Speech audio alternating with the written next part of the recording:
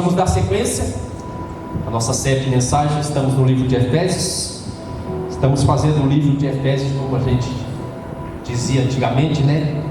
Fazendo uma leitura por carreirinha, né? Lendo por carreirinha, versículo por versículo, capítulo por capítulo. Nós vamos agora entrar no capítulo 3 da carta de Paulo aos Efésios. Semana passada nós vimos, né, sobre a parede de separação que foi derrubada, o distanciamento que havia entre nós e Deus, e agora nós nos aproximamos de Deus pelo sangue de Jesus. E hoje nós vamos entrar no novo assunto, que é na realidade a sequência, e agora que nós somos família de Deus, nós fazemos parte do corpo de Cristo. Então Efésios capítulo 3, Efésios capítulo 3, do versículo 1 até o versículo 13. Muito importante que você vá anotando, né? Nós tivemos esses dias pregando, evangelizando, ontem no encontro, mas hoje é uma palavra de ensino. Aliás, nesses domingos tem sido uma palavra de ensino, de doutrina para a igreja. Então é importante que você anote. Se você esteja com a caneta para você marcar o versículo-chave, né? É importante que a sua Bíblia esteja toda rabiscada assim, com os versículos marcados. Isso é importante, né?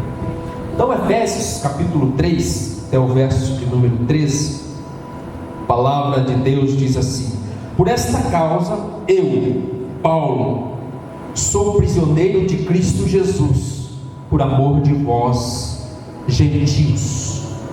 Então perceba que Paulo, ele não diz que ele é prisioneiro de Roma, ele não diz que ele é prisioneiro de Nero, ele diz que é prisioneiro de quem? De Cristo, porque ele entendia que até a prisão dele estava contribuindo para o avanço do Evangelho. Ele continua: se é que tendes ouvido a respeito da dispensação da graça, ou seja, da era da graça de Deus a mim confiada por vós outros, pois segundo a revelação me foi dado conhecer o mistério. Presta atenção nessa palavra, né? Mistério. Quando fala a palavra mistério, você tem que acender um alerta, porque você precisa estar atento para você entender o mistério. Mistério, misterioso, misterionas.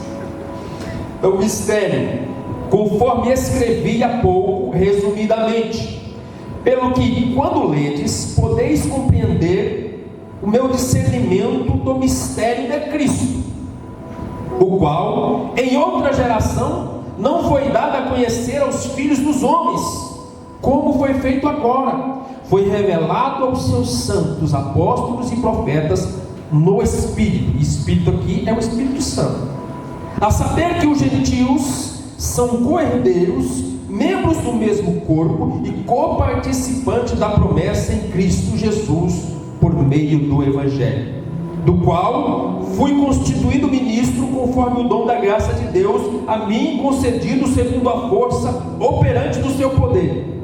A mim, o menor de todos os santos, me foi dada esta graça de pregar aos gentios o Evangelho das insondáveis riquezas de Cristo. Aleluia. E manifestar qual seja a dispensação, ou seja, a era do mistério desde os séculos oculto em Deus que criou todas as coisas. Então nós estamos na dispensação, nós estamos na era do mistério, mas é um mistério que já foi revelado, para que pela igreja, ao mistério, para que pela igreja a multiforme sabedoria de Deus se torne conhecida agora dos principados e potestades nos lugares celestiais, segundo o eterno propósito que estabeleceu em Cristo Jesus nosso Senhor, pelo qual temos ousadia e acesso com confiança mediante a fé nele. Portanto, vos peço que não desfaleçais nas minhas tribulações por vós, pois nisto está a vossa glória. Aleluia. Quantos podem dizer amém? Amém. É interessante, irmãos, nós precisamos entender então que Efésios capítulo 3, né, que é esse capítulo que nós estamos lendo agora, Paulo vai falar muitas coisas a respeito da igreja. Paulo vai dar características sobre a igreja, porque Paulo entende que é a igreja que é o mistério de Deus, e esse mistério foi revelado a nós pelo Espírito. Então nós estamos vivendo essa época, a época da graça, mas que também é a época da igreja. Então imagine assim, imagine que você tem algo muito precioso, muito grandioso, algo que é prioridade para você, que é um desejo do seu coração, que é a vontade do seu coração, mas que você guarda isso por um longo tempo, porque você aguarda o momento certo de você falar e de você revelar a outras pessoas. Então é exatamente isso que aconteceu.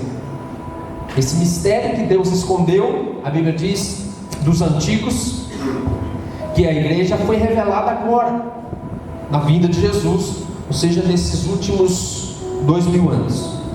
É o maior mistério da história, que é a igreja. Vira para o irmão que está do seu lado e vira para ele e fala assim: somos nós. Ele está falando de nós. Então esse mistério agora ele não é mais algo incompreensível. Aquilo que estava escondido foi revelado, e agora nós podemos compreender. Então quando nós lemos a carta de Paulo aos Efésios, nós percebemos o coração de Deus. Esse capítulo 3 vai revelar o propósito eterno de Deus. Eu sei que existe atualmente, se você tem acompanhado as mídias aí, eu acho que é quase inevitável, você vai ver muitas críticas à igreja. Você vai ver muitas polêmicas envolvendo a igreja. Algumas justas, outras injustas. Algumas corretas, outras nem tanto. Mas o que eu quero dizer é que a igreja verdadeira, esse corpo místico de Cristo, não é um projeto secundário. Nós aqui, os santos de Deus, a igreja lá no outro bairro, com outra denominação, os santos de Deus, os filhos de Deus, isso não é um projeto humano, não é apenas uma instituição religiosa, não é uma empresa ou algo do tipo. A Bíblia diz que ela é o mistério eterno da vontade de Deus, que agora nos foi revelado. Por isso que você vai perceber que o mundo odeia a igreja. O inferno teme a igreja, porque a igreja é o maior alvo do amor de Deus. Eu e você, os filhos, os santos, são a coisa mais importante para Deus. Nós podemos dizer que a igreja, ela é a menina dos olhos de Deus. Quando Deus olha para toda a sua criação, quando Deus olha para a humanidade, quando Deus olha para todo o universo, a coisa que chama a atenção de Deus, que atrai o coração de Deus, é a igreja, o seu corpo, seus filhos, sua noiva. E aqui eu abro um parênteses, antes de entrar propriamente na mensagem, da importância de você ser um anfitrião, da importância de você abrir a sua casa para receber uma célula, um pequeno grupo, para você receber os irmãos, para você receber a igreja.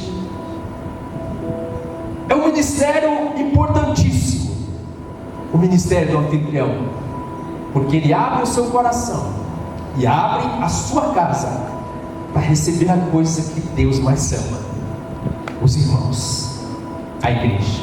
Quantos estão me entendendo? Diga amém. Então, hoje nós vamos contemplar Paulo falando desse mistério, a igreja, 9 aspectos da igreja. Lógico que eu não vou falar os 9, que essa mensagem vai ser continuada semana que vem, mas eu quero falar pelo menos 5 aspectos da igreja. O primeiro aspecto da igreja que Paulo fala é: a igreja é o mistério da vontade de Deus. Efésios 1:9.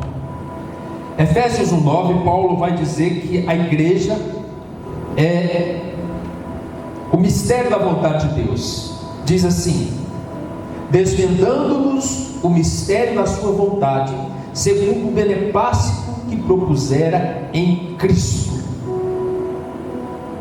É a igreja, somos nós. Desvendando-nos o mistério, foi-nos revelado.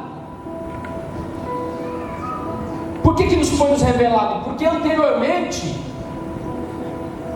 a própria nação de Israel, o povo escolhido de Deus, os homens de Deus, os profetas, os patriarcas, eles não tinham noção, e eles não entendiam isso, que desde os tempos eternos, no coração de Deus já havia o desejo de fazer de todos os povos, tribos e nações um só povo, fazer convergir em Cristo Jesus uma só família, uma só nação. Eles não tinham essa revelação. Foi nos revelado, e foi nos revelado porque o Filho nos revelou, o Espírito Santo nos revelou. Então no Antigo Testamento, o máximo que eles podiam obter era a salvação. Como que antes de Jesus se manifestar e morrer na cruz, como que eles eram salvos? Então eles eram salvos porque eles acreditavam e criam no Messias que havia de vir. Isso dava direito a eles à salvação, pela fé. Salvação é sempre pela fé. Então nós olhamos para o Antigo Testamento, aqueles que acreditavam que Jesus viria, que o Messias viria, esses tinham salvação. Então eles acreditavam no Messias que havia de vir. Hoje nós acreditamos no Messias que já veio e que nos revelou pelo seu Espírito as insondáveis riquezas de Deus, que é a igreja, que é esse mistério. Então por século isso ficou escondido. Eles não tinham esse privilégio. Eles não tinham esse privilégio de saber qual era a vontade de Deus. Para eles, somente a nação de Israel tinha direito às promessas de Abraão, e somente eles eram o povo escolhido de Deus. E Deus vai revelar a Paulo, principalmente aos seus discípulos, que foi agora nos revelado. E eles não sabiam porque o Espírito não nos revelou.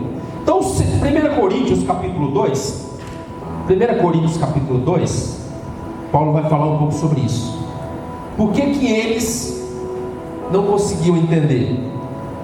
Paulo fala isso em 2 Coríntios, porque ele diz assim, nem olhos viram, nem ouvidos ouviram, nem jamais penetrou o coração humano o que Deus tem preparado para aqueles que o amam.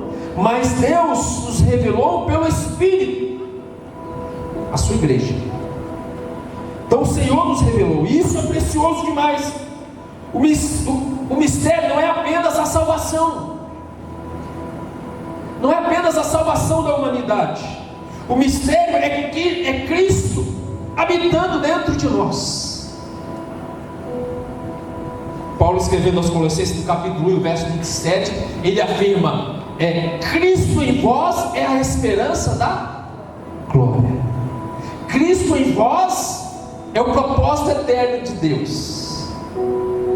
Então é mais do que salvação, é mais do que Deus te preparando para ir morar no reino celestial. Não é Ele vindo habitar dentro de você, aqui, agora, hoje.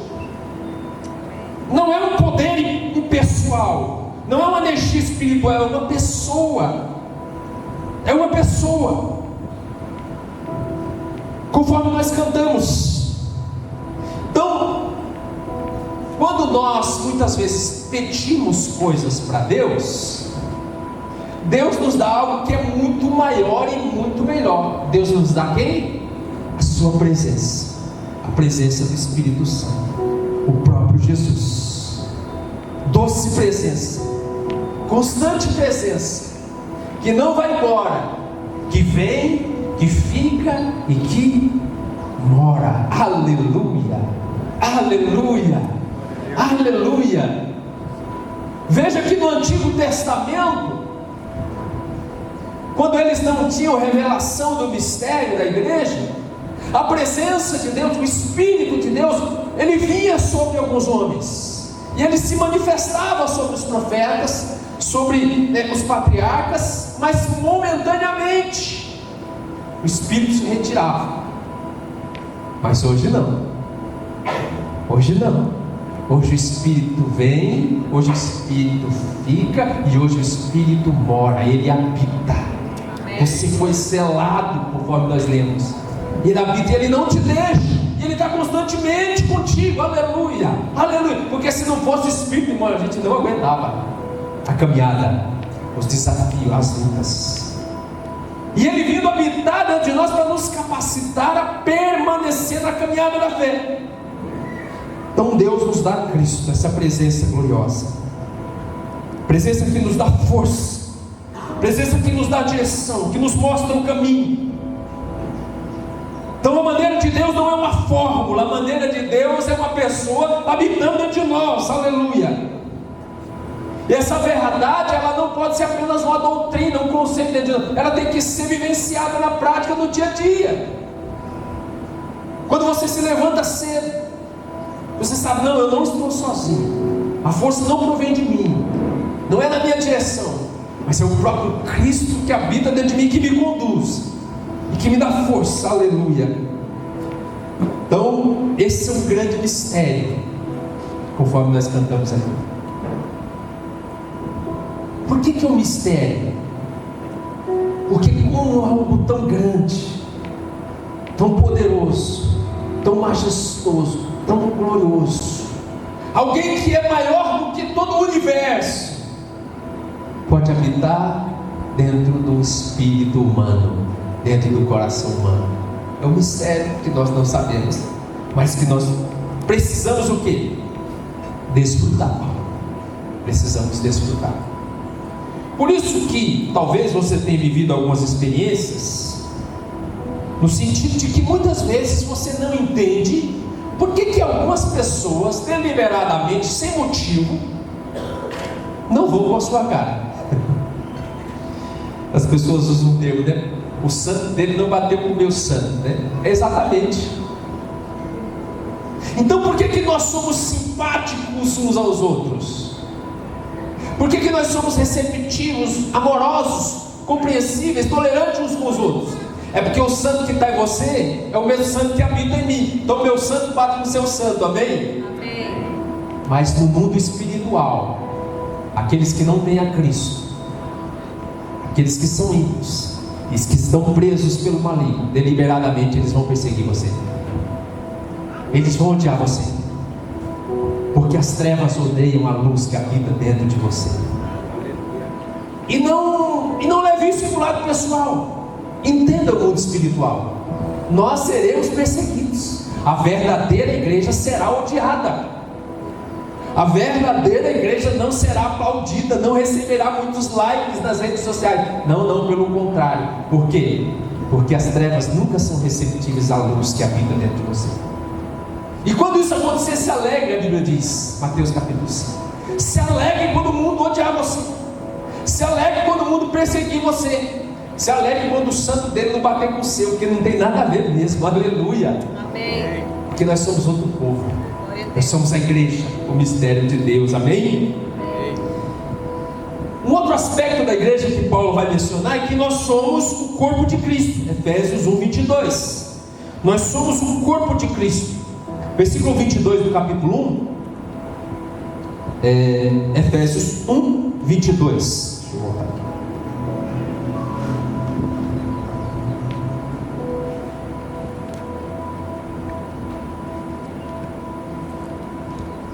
Efésios 1:22.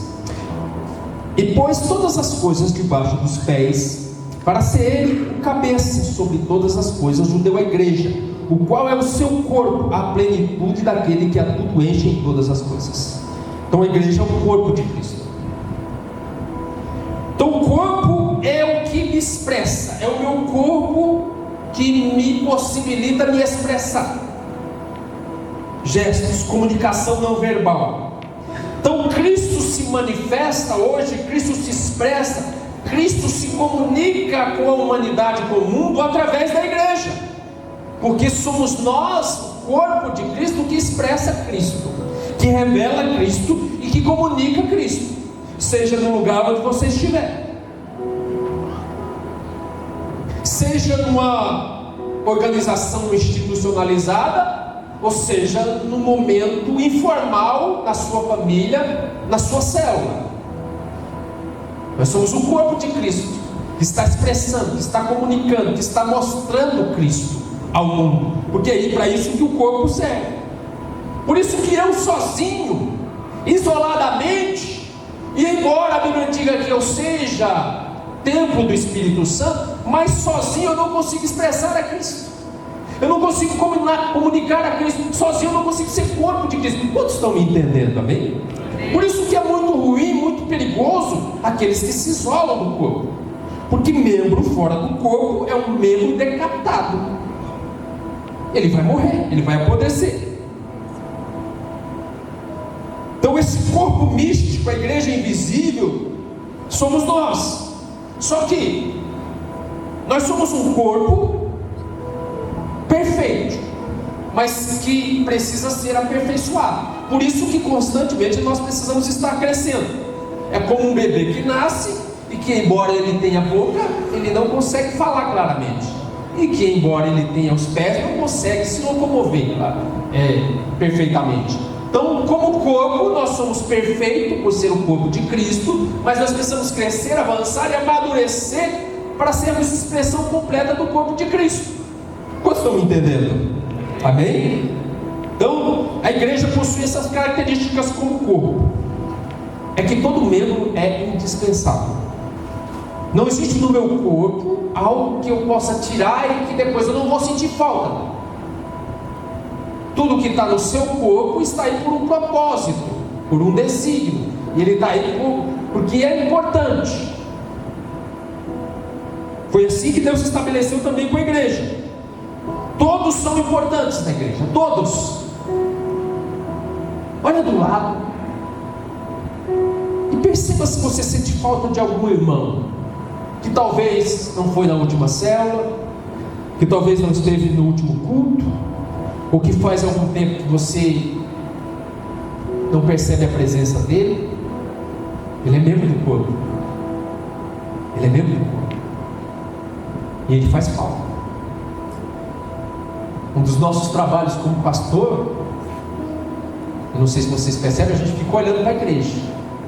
A gente vai aqui à frente, a gente olha os rostos dos irmãos, a gente vai lá atrás.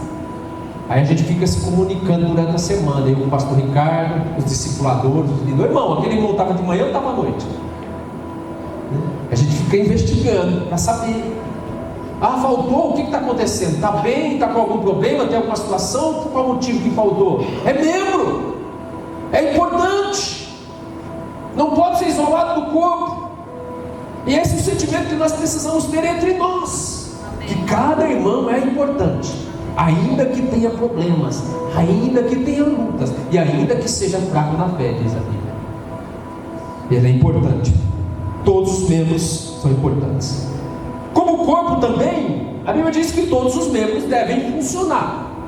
É um outro trabalho que nós, pastores e líderes, que a gente fica preocupado, porque se é membro do corpo, ele está por um propósito, ele está por um objetivo, ele está porque ele é importante ali. Então ele deve ter uma função, ele não está ali só de paisagem,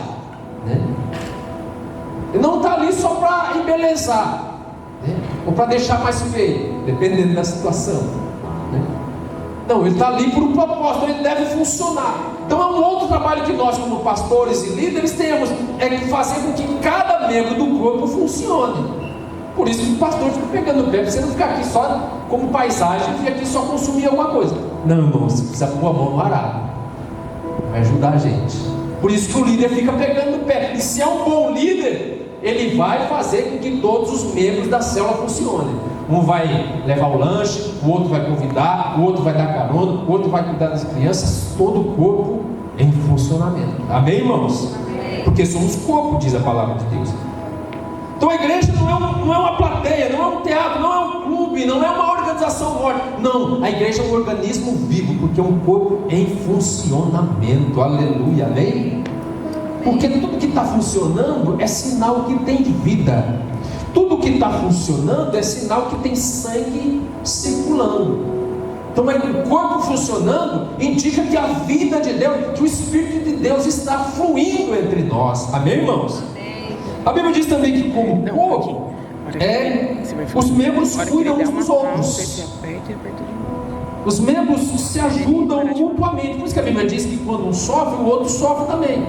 quando você vê Paulo falando dessa parábola, né, do corpo, né, na carta aos Coríntios, ele fala que um membro, quando um sofre, o outro sofre também, e nós cuidamos uns dos outros, né? Então, se nós somos igreja, nós vamos cuidar uns dos outros, assim como o meu corpo cuida do meu próprio corpo. Se levanta, né, é de se esperar que a sua mente dê um comando, uma parte do corpo funcionando, e a sua mente preocupada em cuidar da saúde do seu corpo vai dar um comando para a sua mão, e a sua mão vai pegar a escova, o creme dental, e vai escovar os dentes, e vai cuidar da sua saúde. Assim é o corpo de Cristo, uns cuidando dos outros. Por isso que às vezes a gente até se passa por chato, sim ou não? E parece que a gente fica em cima, pressionando. Não é, irmãos, é cuidado, é zelo, é preocupação. E preocupação não com coisas, preocupação com vidas. Deixa eu falar uma coisa para você, como pastor, como pai de família, como alguém que está chegando aí na casa dos 50 e já viveu bastante coisa. Louve a Deus, agradeça a Deus. Se você tem alguém, um irmão mais velho, um irmão que é espiritual, que ele cuida de você, que ele pega no seu pé, que ele te dá um puxão de orelha, que ele te exorta. Sabe por que ele faz isso? Porque ele ama você. Amém. É desconfortável, às vezes a gente tem que chegar em alguém e ter que repreender, mas o amor faz isso. O amor corrige. Triste vai ser o seu dia quando você não tiver ninguém para corrigir você, para orientar você, para cuidar de você. Isso é sinal que as pessoas já viraram as costas para você, que você não significa mais nada para elas. Então os membros cuidam uns dos outros, e por causa disso todos participam da mesma vida. Por isso que um dos cuidados que o pastor tem é que todos os irmãos estejam sempre envolvidos em alguma coisa, e não estejam isoladamente, para que eles participem da vida de Deus. Então quando tem algo acontecendo no meio da comunidade, no corpo de Cristo, nós queremos que os irmãos estejam participando. É para cumprir tabela? É para fazer chamada e ver que estava presente? Não, é porque a vida de Deus está circulando, o Espírito de Deus está agindo, há um mover de Deus, e se você não está envolvido, você está fora do mover. Você não está desfrutando daquilo que a vida de Deus está proporcionando no meio da comunidade. Quantos estão entendendo? Amém? Porque o corpo cuida uns dos outros. Amém, irmãos? Amém. Então, nós fomos chamados para viver no corpo e não isoladamente. Terceiro aspecto é que a igreja é a obra-prima de Deus. Aleluia. Acabei me adiantando. Mas lá em Efésios 2:10, a palavra diz que nós somos feitura dele. Ou seja, o Senhor nos criou. E aqui fala especificamente da igreja, porque a carta é para a igreja. E a palavra feitura ali é uma palavra no grego que é poiema. Poiema, lembra alguma coisa para você? Lembra o quê? Poema no português, né? Então Deus criou todas as coisas. Deus criou todas as coisas. Quando Deus foi criar todas as coisas, Deus apenas falou. Deus apenas liberou a sua palavra.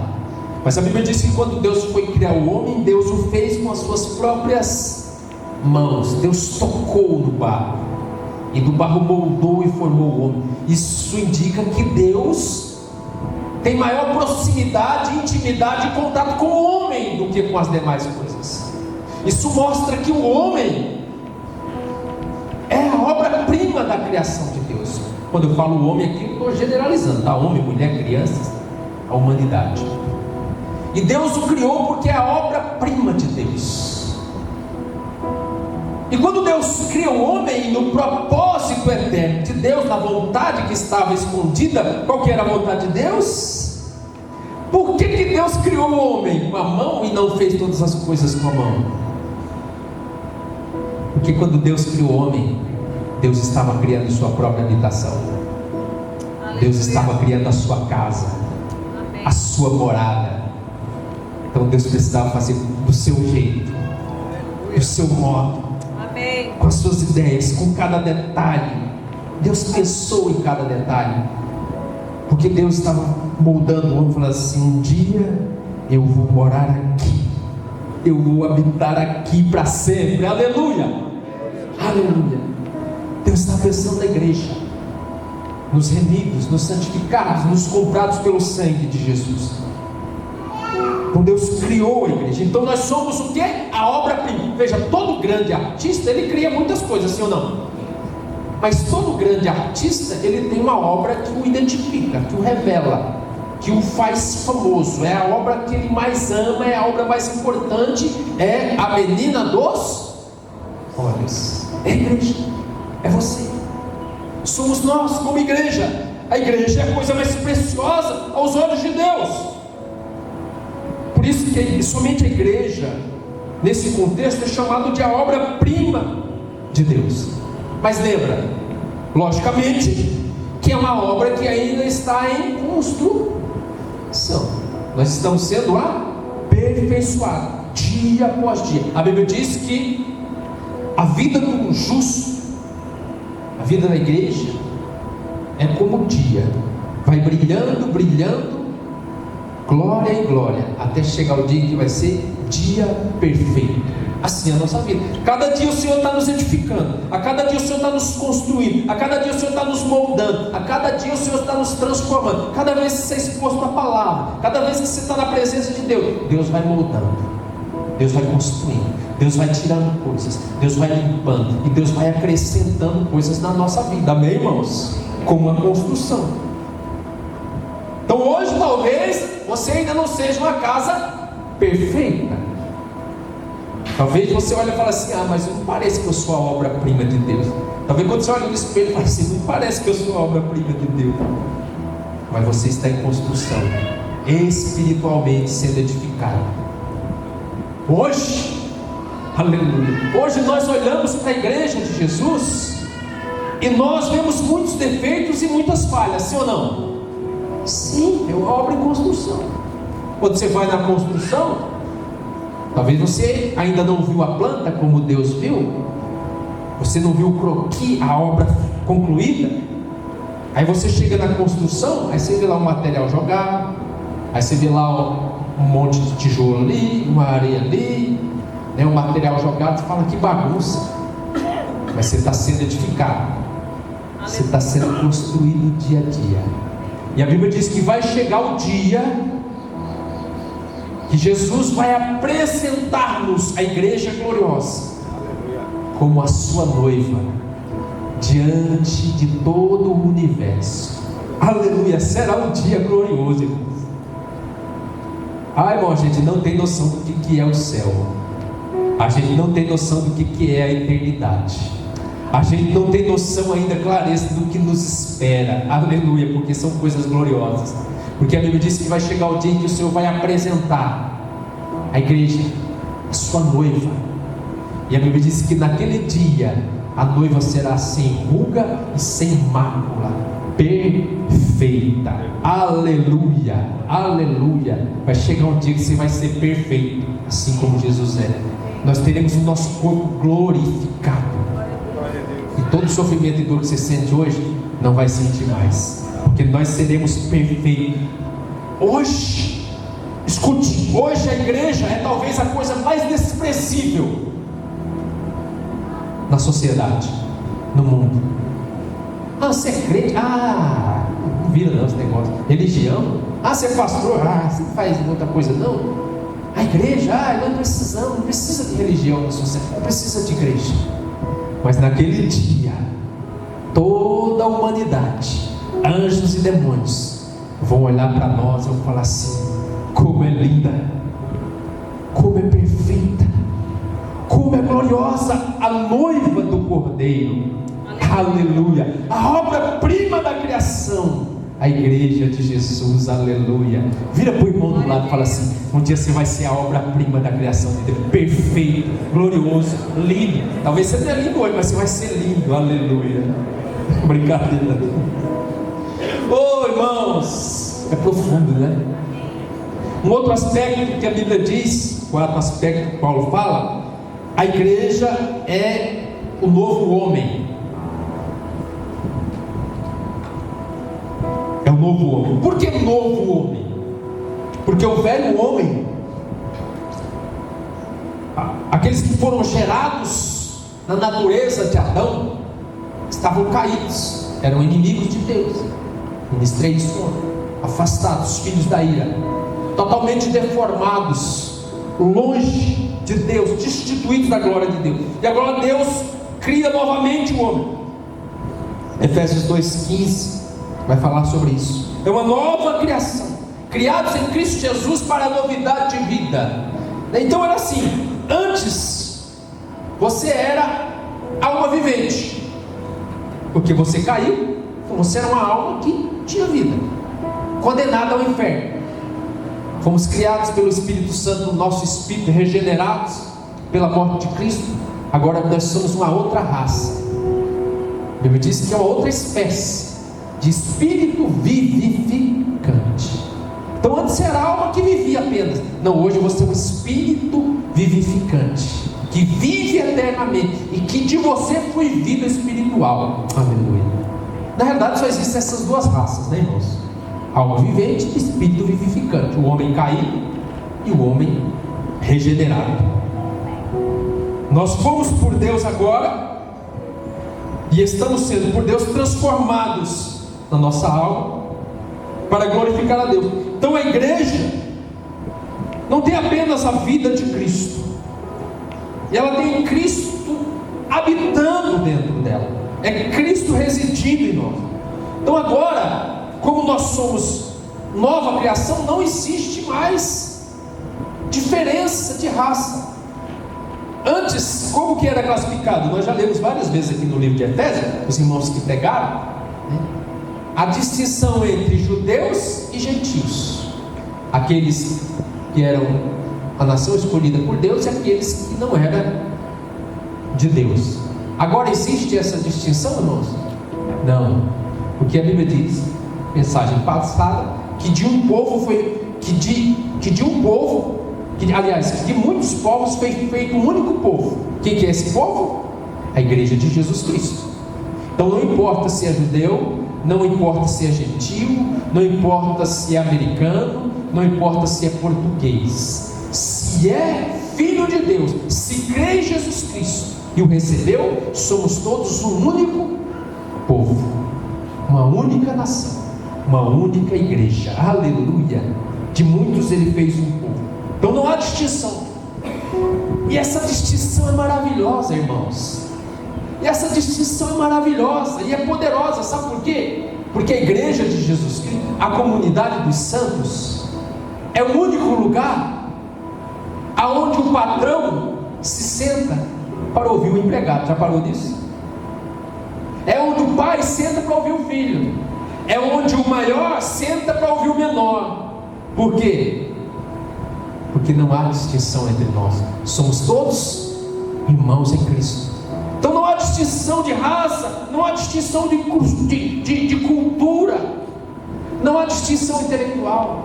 Todos diante de Deus somos iguais. Por isso que nós ensinamos constantemente que todos são ministros, todos são sacerdotes. E agora esse novo homem, criado por Deus, ele agora tem que constantemente se despojar do engano, da mentira, da mentalidade passada, e se revestir todos os dias, se revestir da verdade, tendo a sua mente renovada. Então você está aqui hoje, você está na célula, você está fazendo o quê? Você está se despojando, tirando as vestes do velho homem caído e se revestindo de uma nova veste espiritual, que é Cristo Jesus, Cristo em nós, esperança da glória. Então esse é um novo homem que está em constante transformação, e é algo progressivo. Talvez você não vê, talvez você não tenha percebido, porque é um pouquinho a cada dia. Mas para observar quem era você 5 anos atrás, há 3 anos atrás. Se algo não mudou em você, você precisa buscar o Senhor e se ajoelhar aos pés da cruz, porque essa é a vontade de Deus. Que hoje você esteja mais parecido com Cristo do que ontem, e que ontem vocês pudessem estar mais parecido com Cristo que anteontem. Vocês estão me entendendo? Amém. Em constante transformação, esse novo homem. E por fim não, aliás, o quinto, né? Paulo vai falar que a igreja é o reino de Deus. A igreja é esse braço. A igreja é esse tentáculo do reino de Deus, que é o versículo 2 e 19. Assim, já não sois estrangeiros e peregrinos, mas concidadãos dos santos, e sois da família de Deus. Concidadãos quer dizer que você pertence a um reino. Como eu ministrei ontem, nós precisamos sempre ter essa revelação. Você não foi só mudar o seu estado espiritual. Você estava morto e agora você está vivo. Não, você foi transportado de localização espiritual. A Bíblia diz que você estava no império das trevas. Por que império? Às vezes a pessoa fala que é o reino das trevas. Não é o reino das trevas, é o império das trevas. Existe uma diferença. Reino é herdado, império é usurpado. Então você fazia parte do império das trevas. Por que era império? Porque a serpente usurpou de Adão, enganou ele, tomou. Então nós estávamos num contexto geográfico no mundo espiritual. Por isso que Paulo vai escrevendo aos Efésios, diz que agora nós estamos assentados com Cristo nas regiões, o quê? Celestiais. É geográfico. Então nós pertencíamos ao império das trevas e nós fomos transportados para o reino do Filho do seu amor. Você está em outro país, que é um país espiritual, logicamente. Somos cidadãos de um reino. Então nós somos o cidadão de um reino que está em outra nação. Então a igreja, escute, a igreja é a única representante do reino de Deus na terra. A igreja é a única que tem autoridade para representar a Cristo e manifestar o seu reino. A igreja, entenda bem, não é o prédio. A igreja nem sequer é só a instituição, o CNPJ. A igreja é a família de Deus. Amém. Então, onde tem irmãos que têm comunhão em Cristo, que confessam a Cristo, que se reúnem no nome de Cristo, como uma célula, como um pequeno grupo, como a sua família. Ali tem o quê? O representante do reino de Deus. Isso é poderoso, irmãos. E isso é tremendo. Porque nós vivemos num mundo caído. A Bíblia diz que o mundo jaz no maligno. O mundo está no maligno. Mas nós fomos transportados e colocados aqui para sermos representantes do reino. A embaixada do reino de Deus na terra é a igreja de Jesus Cristo. Por isso que ela é tão odiada, por isso que ela é tão perseguida, e por isso que ela jamais será amada, porque ela prega, ensina e vive valores contrários a neste mundo. Então nós estamos aqui, e o Senhor nos permite estar aqui, o Senhor nos salvou, nos deu um chamado, o Senhor nos ungiu, nos fez a obra-prima para o representarmos, para proclamarmos o seu reino, para levarmos o Evangelho de Jesus Cristo. Então a igreja é esse braço de Deus na terra, para manifestar o reino, aonde quer que você esteja. Nosso papel é manifestar o reino de Deus. Quando Jesus ensina sobre oração, Jesus termina a oração dizendo que venha o teu reino. O que Jesus está dizendo? Que a igreja se levante, que a igreja seja salva, escolhida para manifestar o reino. Então nós estamos aqui com esse propósito. Às vezes nós pensamos assim, e é uma mentalidade errada. Olha aqui para mim. Às vezes nós pensamos assim: não, agora vai começar a fase de evangelismo nas células. Veja, não tem problema, né? A gente vive as fases. Mas a realidade, irmãos, é que para o evangelismo, para a salvação, para a proclamação do evangelho, não existe fase. Não é um evento de evangelismo específico. Não. O evangelismo tem que acontecer no nosso dia a dia. É constante. O evangelismo não é um evento específico isolado no meio da igreja. O evangelismo é a cultura da igreja. Amém. Nós fomos chamados para evangelizar, para proclamar o evangelho, ainda que eles não gostem, ainda que haja resistência, porque vai haver. É incrível, irmãos. Veja, esses dias nós temos vivido testemunhos, irmãos têm vindo compartilhar. Porque veja, nós intensificamos nesses últimos 15 dias, nós intensificamos essa ideia de evangelizar, de buscar, de correr atrás. Sabe o que aconteceu? Na hora que nós começamos a jejuar e a orar por isso, testemunhos começaram a acontecer. Os irmãos chegaram e falaram assim: olha, pastor, tem um vizinho lá que nós estamos com a célula há 3 anos lá. Mas agora que nós começamos a orar e a buscar a Deus, ele sentiu interesse em ir na célula. Amém. E começou a ouvir falar sobre a célula no bairro dele. E ele buscou a célula. Olha, irmãos, agora imagine se isso fosse constante. Se esse cargo fosse constante, fosse diário, quantas pessoas não seriam salvas? Esse é só um dentre muitos testemunhos. Vários irmãos vieram procurar. Ah, pastor, nesses últimos 15 dias, quantas pessoas têm se achegado nas células? Só porque nós intensificamos esse encargo. Então veja, o que é isso? É a igreja como representante do reino. É a igreja manifestando o reino. No mundo espiritual, irmão, você não vê isso. Mas lá no seu bairro, lá na sua cidade, lá na sua escola, lá na empresa, é trevas. É demônios atuando lá. É batalha pelas vidas lá. De repente chega a célula lá, ou chega 2, 3 irmãos lá, e começa a manifestar, pregar o evangelho. Sabe o que acontece? Explode luz de Deus. O evangelho no meio das trevas, a luz. Então eu entendo que quando Deus olha para a terra, Deus vê trevas, escuridão, morte, maldição e destruição. Mas Deus vê os pontos brilhantes. Deus vê as luzes. Sabe o que é essa luz? É a igreja, é a célula, é o grupo da família, é a congregação reunida, orando, buscando e manifestando o reino. Então quão poderoso é isso? A igreja é aquela que manifesta o reino de Deus. Então, como cidadãos do santo, nós temos autoridade espiritual. A autoridade nos foi dada. Quando alguém, nós temos visto, né? Não sei se você tem acompanhado tudo que tem acontecido aí com relação a essas guerras aí. E o que é interessante? É interessante que quando o país entra em guerra, olha aqui para mim, quando o país entra em guerra e declara guerra um contra o outro, qual que é o principal alvo de ataque inicialmente? É a embaixada daquele país. Que às vezes os Estados Unidos tem uma embaixada, por exemplo, lá no Irã. Não sei se tem, estou supondo. Os Estados Unidos declara guerra contra o Irã. Qual que é a primeira coisa que o Irã faz? Ataca a embaixada dos Estados Unidos, porque é uma guerra declarada. Só que quando a embaixada é atacada, aquele país que sofreu, que a sua embaixada sofreu ataque, o que ela vai fazer? Ela vai revidar mais intensamente. Se não havia guerra declarada, vai declarar guerra. Escuta o que eu estou dizendo para você, olha aqui para mim. A guerra já foi declarada. A igreja já está sob ataque.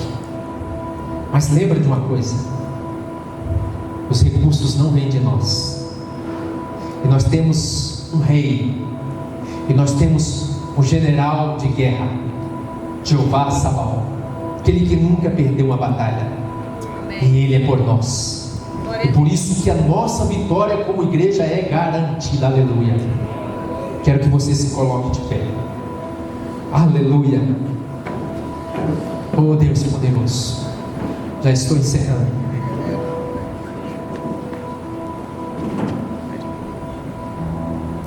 Aonde você está?